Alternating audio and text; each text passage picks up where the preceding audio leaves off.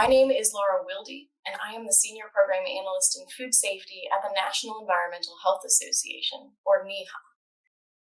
Thank you all for joining us for our celebration of World Food Safety Day, Safer Food, Better Health. Today's event is proudly brought to you by the National Environmental Health Association and Environmental Health Australia. We've teamed up to explore how food is kept safe in communities across the globe.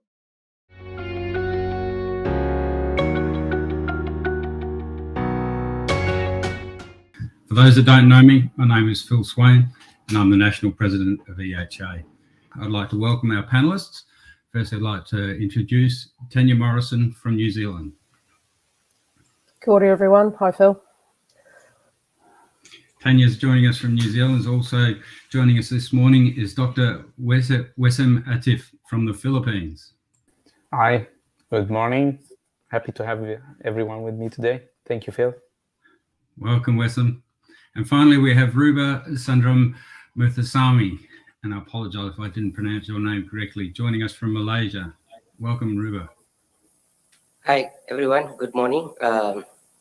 Happy Food Safety Day today, and we'll go on with our program today. Thank you.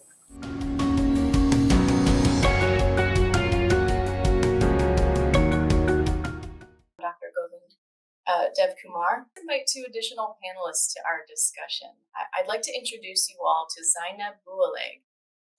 Let's go to another panelist, Yashvir Suraj.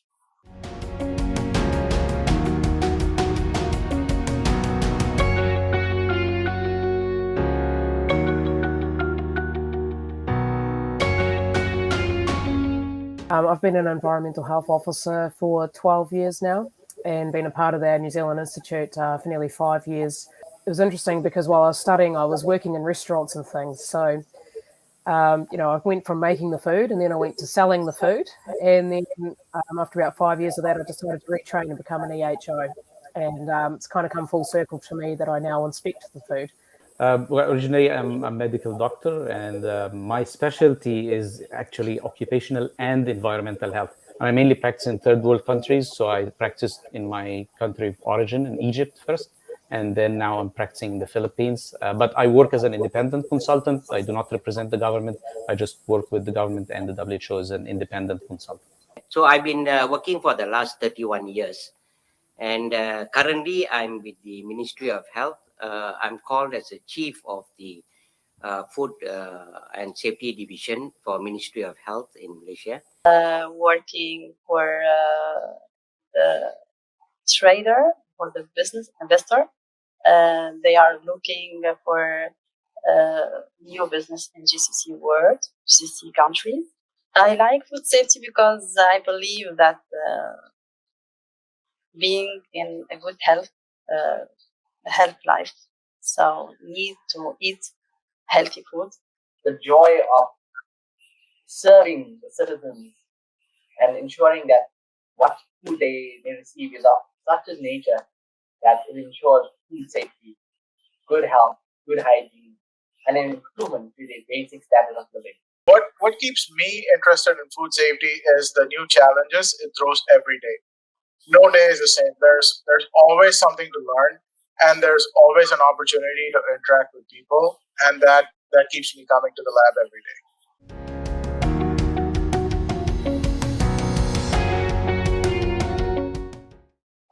In South Africa, we have a very diverse population.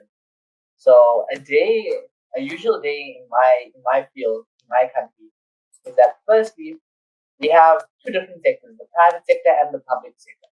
The private sector is more formal, if I could put it that way. In the public setup, where we're dealing with your usual food premises and your vendors. Now, in South Africa, you must know we have 11 official languages. So the first and foremost challenge that you're going to encounter is the language barrier. It starts from there. So stemming from there, that's when you can start your procedure in a systematic method, ensuring that you understand what the vendor is required or what you need to educate the vendor in health promotion or health education. I think anyone who's been in the EH profession would know the variety is one of the things that keeps us most interested. We do sometimes joke that, you know, an inspection is just an inspection and it's another inspection and they're all the same, but they're never the same. The most interesting part, or the part that we love most about it, is when we are educating other people, especially members of the public, or also members of the government who need the training or who need the education. And we deal with the sanitation inspectors, which are equivalent to the environmental health inspectors, if we're saying now. When they do food, so the regular day would start, you know, early in the morning, the facility that they're going to inspect, they go there, show the credentials, they go inside, have their tour, have their look around, interview some people, maybe gather some evidence, and then they'd start, you know, having their closing meeting.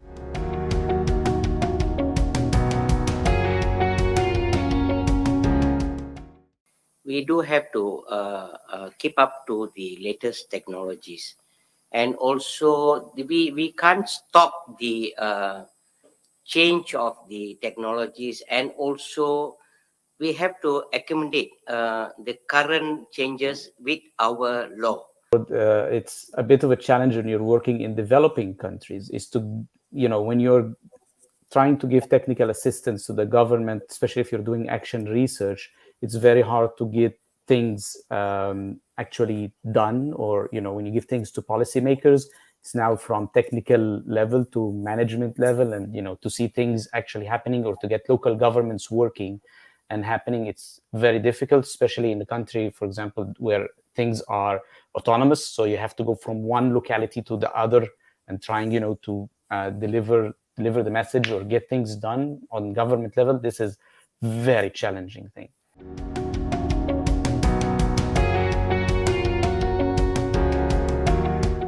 Collaboration with my colleagues, with other training consultancies, food safety consultancies in Dubai. So I need to collaborate with them to maintain and to be sure about my day. Environmental health is incorporated with many different departments in South Africa. For example, the Department of Trade and Industry.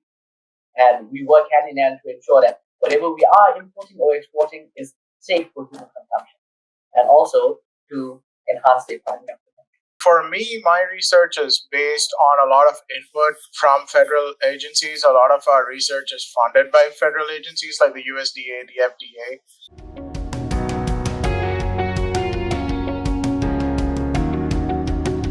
Within each state, we have local clinics where the citizens are able to use.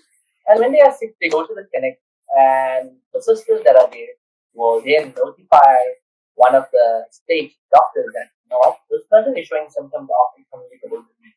We will then escalate that matter to the head of state, head state facility rather, and that's where the doctor will do the diagnosis and will notify an outbreak team that we have a confirmed case of, for example, which is now something in South Africa is malaria. So once they notify the outbreak team, thereafter it comes to the EHP, who will then have to conduct an investigation.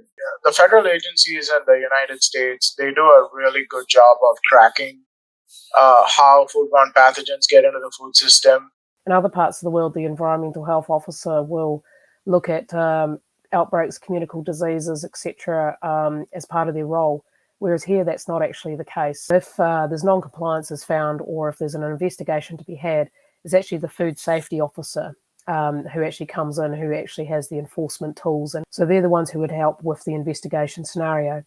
And they may have to do that in conjunction with the health protection officers, who have more information about probably more the background, case information, getting the background, you know, how many people are affected, doing the case interviews, etc. So there's a real tri approach to it. Can be a tri-agency approach. It can involve food safety officers from the Ministry, New Zealand Food Safety, as well as at the local government level as well. So what we do is the food health, the officers is after the other communicable disease control officers. They come out with a specific food attack rate and all that. So our officers will be taking samples, as well as we do a premise inspection. If we find that it is the food poisoning is due to malpractice, of course, the closure order will be given by the the officers from the Food Safety Division. You have three main components. You have the laboratory work, you have the epidemiology work, and you have the environmental assessment work, which mainly doing the root cause analysis and trying to find out what went wrong and try to avoid it in the future.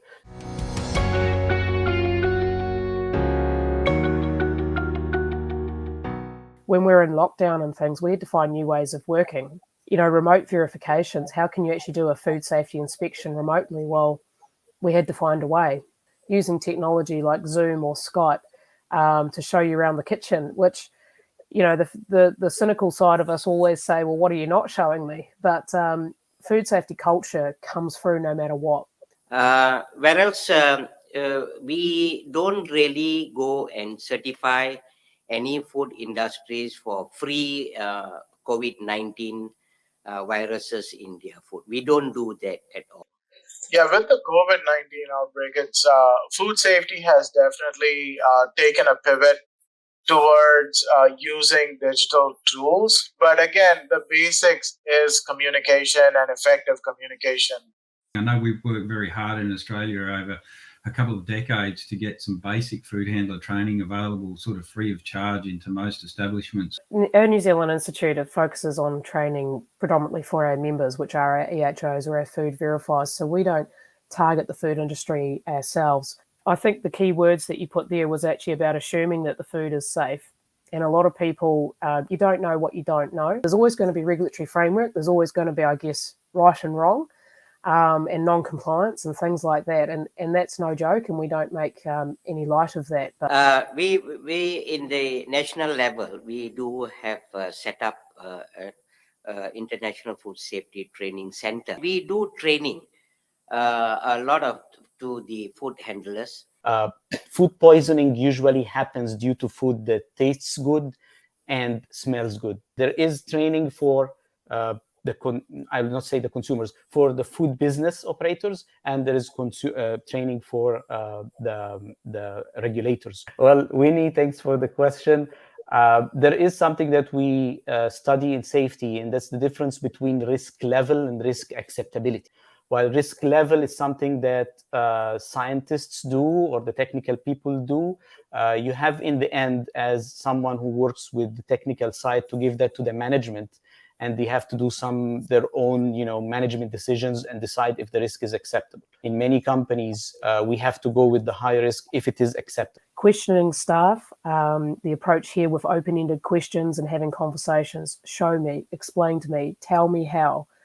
It's not just a case of, is your chicken cooked properly, yes or no? It's like, well, tell me how you do that and what would happen if, and how do you know? So risk-based inspection should be the way to follow because it's more proactive and it could help a lot. Also, I always recommend, but again, you cannot get governments to require that for different laws and regulations, to have CCTVs in the kitchens. For the food industries, we use 100% of the risk-based inspection.